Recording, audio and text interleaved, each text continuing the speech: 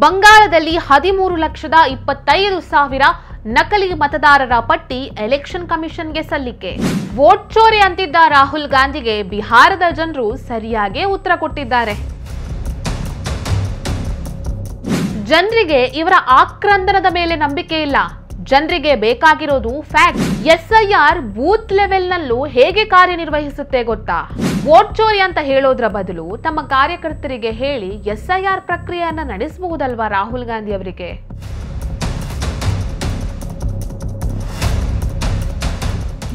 ನಮಸ್ಕಾರ.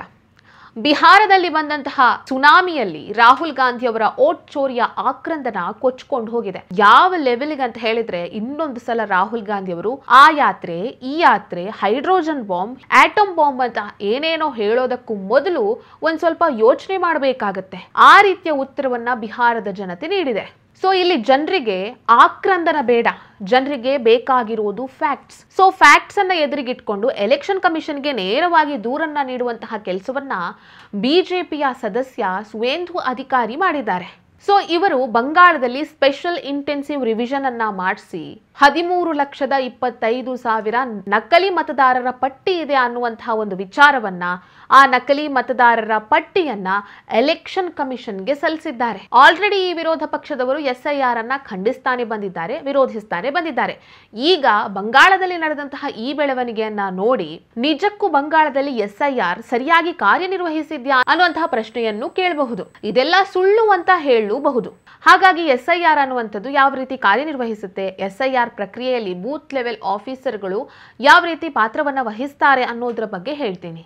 ಎಸ್ಐಆರ್ ಅಂತ ಹೇಳಿದ್ರೆ ಸ್ಪೆಷಲ್ ಇಂಟೆನ್ಸಿವ್ ರಿವಿಷನ್ ಅಂತ ಹೇಳಿ, ಅಂದ್ರೆ ಮತದಾರರ ಪಟ್ಟಿಯಿಂದ ನಕಲಿ ಮತದಾರರ ಹೆಸರನ್ನ, ಈಗಾಗಲೇ ಮೃತಪಟ್ಟಿರುವವರ ಹೆಸರನ್ನ, ಜೊತೆಗೆ ಅಕ್ರಮ ವಲಸಿಗರು ಯಾರೆಲ್ಲ ಇರ್ತಾರೆ ಅವರ ಹೆಸರನ್ನ ತೆಗೆದು ಹಾಕೋದಕ್ಕಾಗಿ ಮತ್ತು 18 ವರ್ಷ ಮೇಲ್ಪಟ್ಟವರು ಯಾರೆಲ್ಲ ಇದ್ದಾರೆ ಅವರ ಹೆಸರನ್ನ ಮತದಾರರ ಪಟ್ಟಿಯಲ್ಲಿ ಸೇರ್ಪಡಿಸೋದಕ್ಕಾಗಿ ಈ ಎಸ್ಐಆರ್ ಅನ್ನ ಮಾಡ್ತಾರೆ. ಈ ಎಸ್ಐಆರ್ ಪ್ರಕ್ರಿಯೆಯಲ್ಲಿ ಬೂತ್ ಮಟ್ಟದ ಅಧಿಕಾರಿಗಳು ಬಹಳ ಪ್ರಮುಖ ಪಾತ್ರವನ್ನ ವಹಿಸ್ತಾರೆ. ಮೊದಲಿಗೆ ಈ ಒಂದು ಪ್ರಕ್ರಿಯೆಯನ್ನ ಯಾವ ರೀತಿ ನಡೆಸಬೇಕು ಅನ್ನೋದರ ಬಗ್ಗೆ ಬೂತ್ ಲೆವೆಲ್ ಆಫೀಸರ್ಗಳಿಗೆ ಒಂದು ತರಬೇತಿಯನ್ನ ನೀಡಲಾಗುತ್ತೆ. ಎಲೆಕ್ಟೋರಲ್ ರಿಜಿಸ್ಟ್ರೇಷನ್ ಆಫೀಸರ್ಗಳು ಎನ್ಯೂಮರೇಷನ್ ಫಾರ್ಮ್ಗಳನ್ನ ಈ ಒಂದು ಬೂತ್ ಲೆವೆಲ್ ಆಫೀಸರ್ಗಳಿಗೆ ನೀಡ್ತಾರೆ. ಈ ಬೂತ್ ಲೆವೆಲ್ ಆಫೀಸರ್ಗಳು ತಮ್ಮ ವ್ಯಾಪ್ತಿಯಲ್ಲಿ ಬರುವಂತಹ ಮನೆಗಳಿಗೆ ಕನಿಷ್ಠ ಅಂದ್ರೂ 3 ಬಾರಿ ಭೇಟಿ ನೀಡ್ತಾರೆ.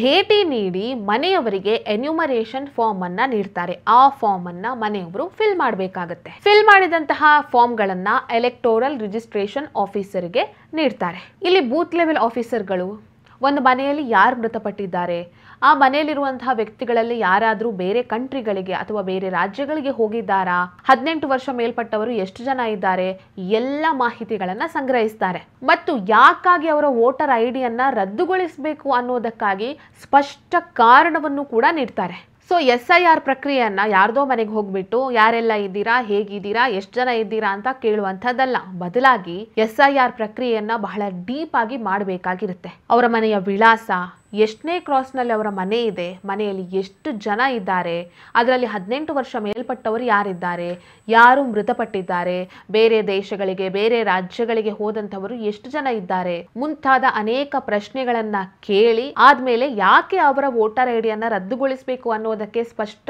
ಕಾರಣವನ್ನ ಕೂಡ ದಾಖಲೆ ಮಾಡಿ ಎಲೆಕ್ಷನ್ ಕಮಿಷನ್ಗೆ ಸಲ್ಲಿಸಬೇಕಾಗತ್ತೆ. ಇಷ್ಟೆಲ್ಲ ಮಾಡಿದ್ರು ಕೂಡ ಕಾಂಗ್ರೆಸ್ನವರಿಗೆ ಇದರ ಮೇಲೆ ನಂಬಿಕೆನೇ ಇಲ್ಲ. ರಾಹುಲ್ ಗಾಂಧಿ ಅವರಂತೂ ತಾವು ಸೋತಂತಹ ಕ್ಷೇತ್ರಗಳಿಗೆ ಪದೇ ಪದೇ ಹೋಗಿ ಹೋಗಿ ಹೋಗಿ ಅಲ್ಲಿ ವೋಟ್ ಚೋರಿ ವೋಟ್ ಚೋರಿ ವೋಟ್ ಚೋರಿ ಅಂತ ವೋಟ್ ಚೋರಿಯ ಜಪಾನೇ ಮಾಡ್ತಾರೆ. ಹರಿಯಾಣಕ್ಕೆ ಹೋಗಿ ಅಲ್ಲಿ 10 ಬೂತ್ಗಳಲ್ಲಿ 20 ಸಲ ಬ್ರೆಜಿಲ್ ಮಾಡೆಲ್ನ ಫೋಟೋ ಯೂಸ್ ಮಾಡ್ಕೊಂಡಿದ್ದಾರೆ ಅಂತ ಹೇಳ್ತಾರೆ. ನಕಲಿ ಮತದಾರರನ್ನ ಈ ಪಟ್ಟಿಗೆ ಸೇರಿಸಿದ್ದಾರೆ ಅಂತಲೂ ಹೇಳ್ತಾರೆ. ಚುನಾವಣಾ ಆಯೋಗ ಬಿಜೆಪಿಗೆ ಸಪೋರ್ಟ್ ಮಾಡ್ತಾ ಇದೆ ಅಂತ ನೇರವಾಗಿ ಹೇಳ್ತಾರೆ. ಸೊ ತಾವು ಸೋತಿರುವ ಕ್ಷೇತ್ರಕ್ಕೆ ಹೋಗಿ ವೋಟ್ ಚೋರಿ ಆಗಿದೆ, ಇಲ್ಲಿ ನಕಲಿ ಮತದಾರರಿದ್ದಾರೆ, ಅಷ್ಟು ಲಕ್ಷ ಮತದಾರರಿದ್ದಾರೆ, ಇಷ್ಟು ಲಕ್ಷ ನಕಲಿ ಮತದಾರರಿದ್ದಾರೆ ಅಂತ ಹೇಳೋದ್ರ ಬದಲಾಗಿ ತಮ್ಮ ಕಾರ್ಯಕರ್ತರನ್ನ ಕಳಿಸಿ ಒಂದ್ಸಲ ಎಸ್ಐಆರ್ ಪ್ರಕ್ರಿಯೆಯನ್ನ ಅವರಿಗೆ ಮಾಡಿಸಬಹುದಲ್ವಾ? ಅಸಾದುದ್ದೀನ್ ಓವೈಸಿ ಅವರು ಹೈದರಾಬಾದ್ನ ಕೆಲವು ಪ್ರದೇಶಗಳಲ್ಲಿ ಮತದಾರರ ಪಟ್ಟಿ ಪರಿಷ್ಕರಣೆ ಮಾಡುವಂತಹ ಸಂದರ್ಭದಲ್ಲಿ ಸಾವಿರಾರು ಮತದಾರರ ಹೆಸರನ್ನ ಕೈಬಿಡಲಾಗಿದೆ ಅಂತ ಆರೋಪವನ್ನ ಮಾಡಿದ್ರು. ಸೊ ಯಾರೆಲ್ಲ ಹೆಸರನ್ನ ಕೈಬಿಡಲಾಗಿದೆ ಅವರು ಯಾರು ಅನ್ನೋದನ್ನ ಪತ್ತೆ ಹಚ್ಚೋದಕ್ಕಾಗಿ ತಮ್ಮ ಕಾರ್ಯಕರ್ತರನ್ನೇ ಅವರ ಮನೆಗೂ ಕಳಿಸಿದ್ರು. ಇವರ ಪಕ್ಷದ ಕಾರ್ಯಕರ್ತರು ಮನೆಗೆ ಹೋಗಿ ಅವರಿಗೆ ಫಾರ್ಮ್ ಅನ್ನ ನೀಡಿ ಆ ಫಾರ್ಮ್ ಭರ್ತಿ ಆದ ನಂತರ ಎಲೆಕ್ಟೋರಲ್ ರಿಜಿಸ್ಟ್ರೇಷನ್ ಆಫೀಸರ್ಗೆ ತಂದು ಕೊಟ್ರು. ಆಮೇಲೆ ಅದನ್ನ ಎಲೆಕ್ಷನ್ ಕಮಿಷನ್ಗೆ ನೀಡಿ ಸುಮಾರು 900 ಜನರ ಹೆಸರನ್ನ ಮತದಾರರ ಪಟ್ಟಿಯಿಂದ ತೆಗೆಯಲಾಗಿದೆ. ಈ 900 ಜನ ಕೂಡ ಇದ್ದಾರೆ, ಹಾಗಾಗಿ ಇವರ ಹೆಸರನ್ನ ಸೇರಿಸಬೇಕು ಅಂತ ಮನವಿಯನ್ನ ಮಾಡಿಕೊಂಡ್ರು. ಅಸಾದುದ್ದೀನ್ ಓವೈಸಿ ಅವರು ಇಷ್ಟೆಲ್ಲ ಮಾಡಬೇಕಾದ್ರೆ ರಾಹುಲ್ ಗಾಂಧಿ ಅವರು ಯಾವ ಪಕ್ಷದಲ್ಲಿರೋದು? ಕಾಂಗ್ರೆಸ್ ಪಕ್ಷದಲ್ಲಿರೋದು. ಕಾಂಗ್ರೆಸ್ನ ಯುವರಾಜ. ಅವರ ಪಕ್ಷದಲ್ಲೇ ಲಕ್ಷಾಂತರ ಕಾರ್ಯಕರ್ತರಿದ್ದಾರೆ, ಲಕ್ಷಾಂತರ ನಾಯಕರುಗಳಿದ್ದಾರೆ. ಆ ಕಾರ್ಯಕರ್ತರಲ್ಲಿ ಒಬ್ಬರ ಹತ್ರ ಹೇಳಿ ಆದರೂ ಇಂಥ ಕ್ಷೇತ್ರಕ್ಕೆ ಹೋಗಿ ಅಲ್ಲಿ SIR ಪ್ರಕ್ರಿಯೆಯನ್ನು ನಡೆಸಿ ಅಂತ ರಾಹುಲ್ ಗಾಂಧಿ ಅವರಿಗೆ ಒಂದು ಸೂಚನೆಯನ್ನ ಕೊಡ್ಬೋದಲ್ವಾ? ಇಲ್ಲಿ ಒಂದು ಸಿಂಪಲ್ ಲಾಜಿಕ್ ಏನು ಅಂತ ಹೇಳಿದ್ರೆ, ಯಾರ ಹೆಸರನ್ನ ಮತದಾರರ ಪಟ್ಟಿಯಿಂದ ತೆಗೆಯಲಾಗಿದೆಯೋ, ಯಾರ ವೋಟರ್ ಐಡಿಯನ್ನ ರದ್ದುಗೊಳಿಸಲಾಗಿದೆಯೋ ಅವರಿಗೆ ಗೊತ್ತಿರುತ್ತೆ ಯಾಕಾಗಿ ನಮ್ಮ ಹೆಸರನ್ನ ಮತದಾರರ ಪಟ್ಟಿಯಿಂದ ತೆಗೆದು ಹಾಕಿದ್ದಾರೆ, ಯಾಕಾಗಿ ನಮ್ಮ ವೋಟರ್ ಐಡಿಯನ್ನ ರದ್ದು ಮಾಡಿದ್ದಾರೆ ಅನ್ನೋ ವಿಚಾರ.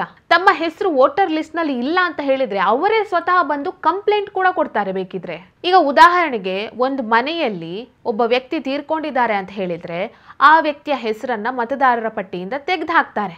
ಸೊ ಅವರ ಮನೆಯವರಿಗೆ ಗೊತ್ತಿರುತ್ತೆ ಯಾಕಾಗಿ ಇವರ ಹೆಸರನ್ನ ತೆಗೆದು ಹಾಕಿದ್ದಾರೆ ಅಂತ. ಇಂತಹ ಸಿಚುವೇಶನ್ಗಳಲ್ಲಿ ಅವರೇ ತೆಪ್ಪಗಿರ್ತಾರೆ. ಮತದಾರರ ಪಟ್ಟಿಯಿಂದ ತೀರ್ಕೊಂಡಿರುವವರ ಹೆಸರನ್ನ ತೆಗೆದು ಹಾಕಿದ್ದು ಸರಿ ಇದೆ ಅಂತ ಅವರೇ ಸುಮ್ಮನಿರ್ತಾರೆ. ಸೊ ಜನರು ಸುಮ್ಮನಿದ್ದಾರೆ ಅಂತ ಹೇಳಿದ್ರೆ ಅವರಿಗೆ ಗೊತ್ತಿದೆ ಯಾಕೆ ತಮ್ಮ ಹೆಸರನ್ನ ಮತದಾರರ ಪಟ್ಟಿಯಿಂದ ತೆಗೆದಿದ್ದಾರೆ ಅಂತ. ಒಂದ್ ವೇಳೆ ತಾವು ವೋಟೇ ಹಾಕ್ತಿಲ್ಲ, ಯಾಕಂದ್ರೆ ವೋಟರ್ ಲಿಸ್ಟ್ ನಲ್ಲಿ ತಮ್ಮ ಹೆಸರೇ ಇಲ್ಲ ಅನ್ನುವಂಥ ವಿಚಾರ ಅವರಿಗೆ ಗೊತ್ತಾದ್ರೆ ಸ್ವತಃ ಅವರೇ ಬಂದು ಹೇಳ್ಕೊಳ್ತಾರೆ. ಸೊ ರಾಹುಲ್ ಗಾಂಧಿ ಅವರ ಈ ವೋಟ್ ಚೋರಿ ಅನ್ನುವಂಥದ್ದು ಜನಸಾಮಾನ್ಯರಿಗೆ ಯಾಕೆ ತಲುಪ್ತಾ ಇಲ್ಲ ಅಂತ ಹೇಳಿದ್ರೆ ಇದಕ್ಕೆ. ವೋಟ್ ಇರೋವರಿಗೂ ಗೊತ್ತು ಯಾಕೆ ತಾನು ವೋಟನ್ನ ಕಳ್ಕೊಂಡೆ ಅಂತ ಕಳ್ಕೊಂಡವನಿಗೂ ಗೊತ್ತು.